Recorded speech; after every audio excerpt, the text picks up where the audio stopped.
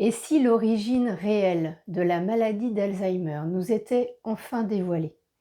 Et s'il était possible de ralentir, de stabiliser, voire de guérir cet état? C'est ce que vous propose la vidéo d'aujourd'hui. Alors bonjour, Stéphanie, bienvenue sur la chaîne Les Pansements de l'âme, une chaîne pour t'accompagner sur le chemin de guérison de ton âme.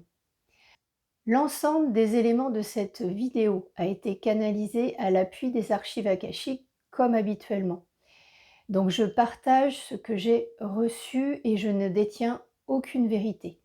Il m'a été demandé de vous le partager, ce que je vais faire, mais je demande à chacun d'exercer son libre arbitre et son discernement. Mon grand-père a été atteint de la maladie d'Alzheimer et en est décédé. J'ai donc pleinement conscience de ce que peut induire cette maladie pour l'être lui-même, mais également pour son entourage. Maintenant, rentrons pleinement dans le sujet. Alors d'abord, pourquoi une personne déclenche-t-elle la pathologie d'Alzheimer et pas une autre? Donc la maladie d'Alzheimer, elle a une résonance particulière. Elle est l'écho de plusieurs plans. Donc là, on fait référence au plan d'incarnation. Sa survenue, elle est en quelque sorte inéluctable, ce qui n'empêche pas de travailler sur ce qu'elle révèle. Quand elle se présente, il sera possible d'agir sur ses manifestations et sur son évolution. Mais la prévenir et l'éviter est quasi impossible. Elle est la manifestation d'ici et d'ailleurs, c'est-à-dire du déroulement d'autres vies qui sont problématiques pour elle et qui l'obligent à figer dans cette vie certains éléments au détriment de l'être, mais qui lui permettent de se concentrer sur d'autres vies. C'est comme si l'âme réorientait une partie des moyens qu'elle a ici pour faire face à ce qu'elle vit ailleurs. L'âme fait un choix dans l'adversité.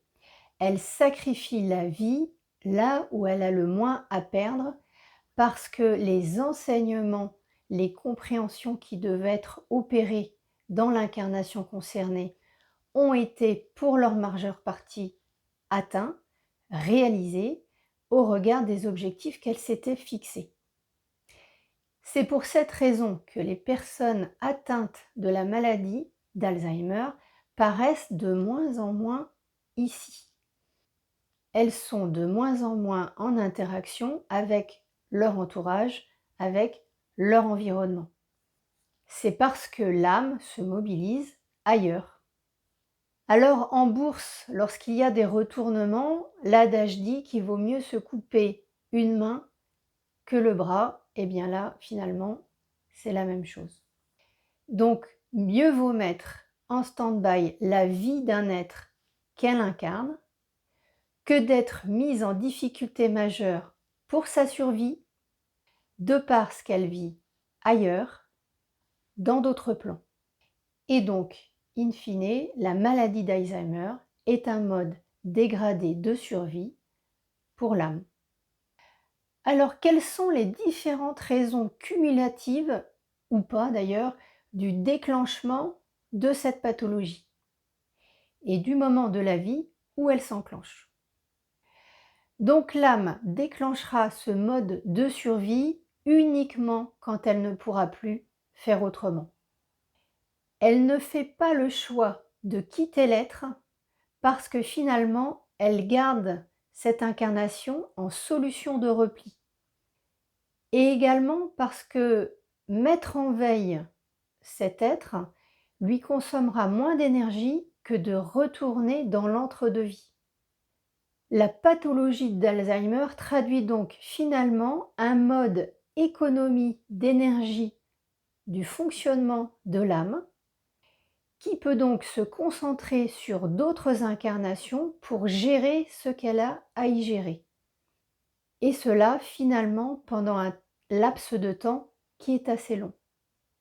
Et ce sera également une nouvelle forme d'expérimentation de l'âme que de vivre ce mode dégradé au travers de l'être qu'elle incarne. Il y a donc un bénéfice secondaire à ce mode de survie. La maladie d'Alzheimer n'a donc pas d'origine transgénérationnelle et la génétique n'a rien à voir dans son déclenchement. D'autres pathologies pour lesquelles il y a des symptômes de désorientation de la personne peuvent être d'origine transgénérationnelle, mais pas Alzheimer. Maintenant, explorons ce qui accélère ou amplifie l'évolution de cette maladie. Plus l'âme va avoir besoin de se concentrer sur d'autres plans et plus l'évolution de la pathologie sera rapide. Alors cette situation, elle survient dans deux cas de figure. Lorsque l'âme est attaquée dans sa structure, donc attaquée par l'ombre, ou deuxième cas de figure, lorsqu'elle cumule un nombre d'incarnations particulièrement complexes ou qu'elles sont particulièrement ardues. L'âme atteint en quelque sorte ses limites et elle doit faire des choix. Alors on entend par incarnation complexe des vies où l'âme vit des traumas particulièrement importants. Cela génère des fragmentations de l'âme qui la fragilisent. Un peu, c'est gérable pour elle, mais trop, ça la met en dysfonctionnement, en quelque sorte.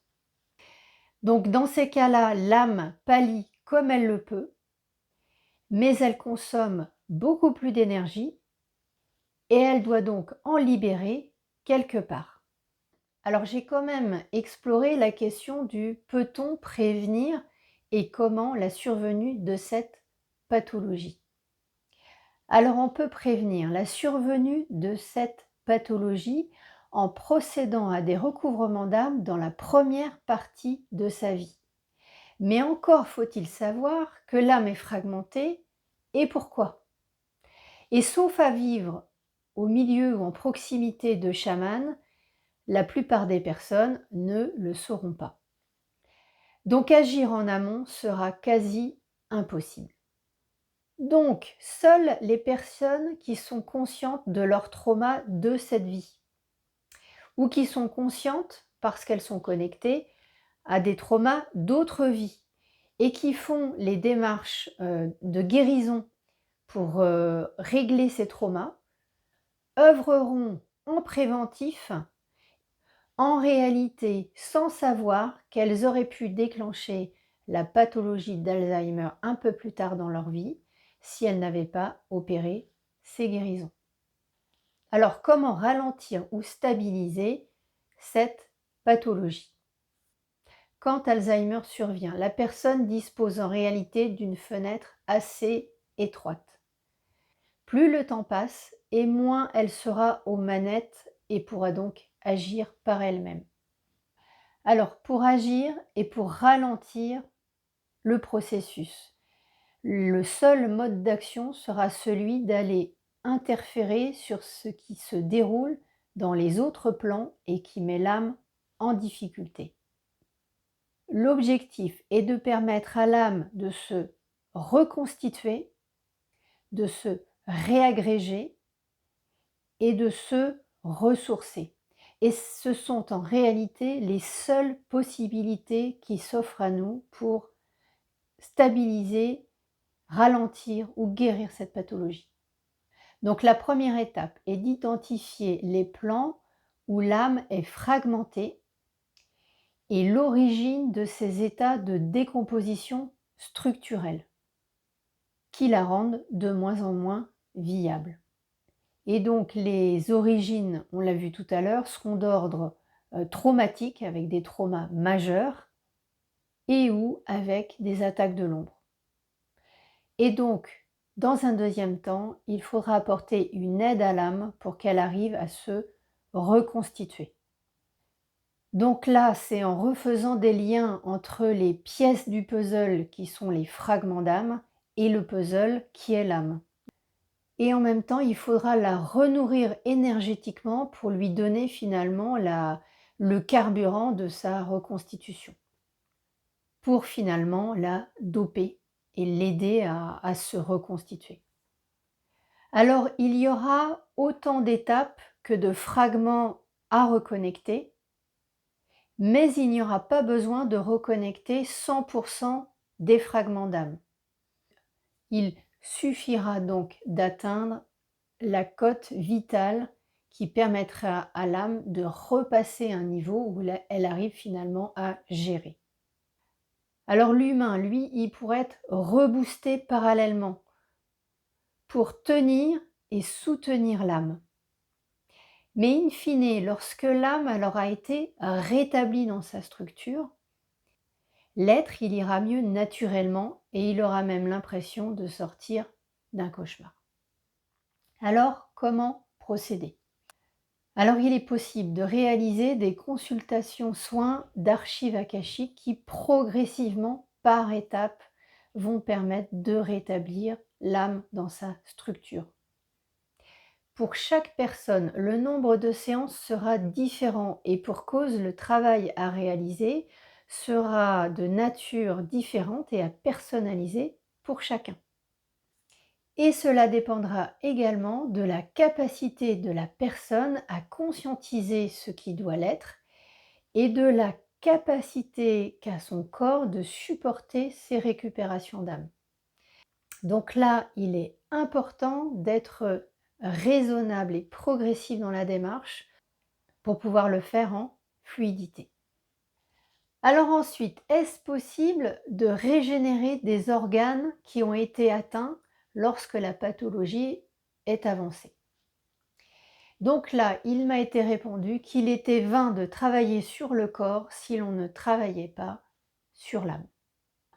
Ensuite, autre question importante, la famille a-t-elle un bras de levier pour agir et finalement aider une personne qui est atteinte de la maladie d'Alzheimer? Alors la famille, elle pourra inciter l'être à s'intéresser à ses traumas et ceux de ses autres vies pour pouvoir engager, amorcer une guérison. Mais l'être concerné est le seul à pouvoir agir et pour cause puisque c'est son âme qui est concernée.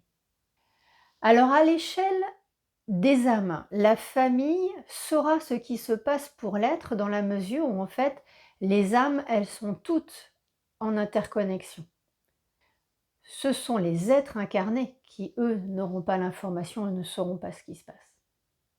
Alors dans la phase aiguë de la maladie, si un membre de la famille sollicite un thérapeute holistique pour qu'il puisse l'accompagner et œuvrer pour un recouvrement d'âme, les autorisations seront sollicitées à l'échelle du moi supérieur. Donc c'est possible, mais le thérapeute aura demandé l'autorisation au moi supérieur de l'être qui est concerné. Et il ne pourra donc œuvrer que si la réponse est positive. Pour autant, si des fonctions du corps sont atteintes, il est peu probable qu'une guérison physique puisse s'opérer. Par contre, cela aidera l'âme dans d'autres plans à se restructurer, à se reconstituer, et donc ça se fera bien au bénéfice de l'âme, même si pour l'être, finalement, ça apporte peu de choses. Donc pour conclure, la maladie d'Alzheimer est une maladie de l'âme à une échelle multidimensionnelle. Et ce qui est observé sur Terre pour l'être qui est concerné, c'est en réalité le symptôme de l'état de dégradation de l'âme qui se trouve en difficulté structurelle. Donc seuls les thérapeutes et les thérapies holistiques qui œuvrent à l'échelle de l'âme, dans le but de la reconstituer, peuvent agir avec un processus progressif et itératif. La fenêtre à privilégier pour un retour à l'état initial est le tout début de la pathologie, c'est-à-dire lorsque les organes ne sont pas encore dégradés. Plus l'être sera motivé à œuvrer pour sa guérison, et le plus elle sera possible et rapide. Voilà pour cette vidéo particulièrement dense avec des enseignements qui sont clairement montés en gamme par rapport aux vidéos précédentes. Alors abonnez-vous si vous voulez avoir les suivants, likez et surtout commentez. En fonction de vos remarques et questions, je pourrai réaliser des consultations et des vidéos en conséquence. Merci à vous et à bientôt.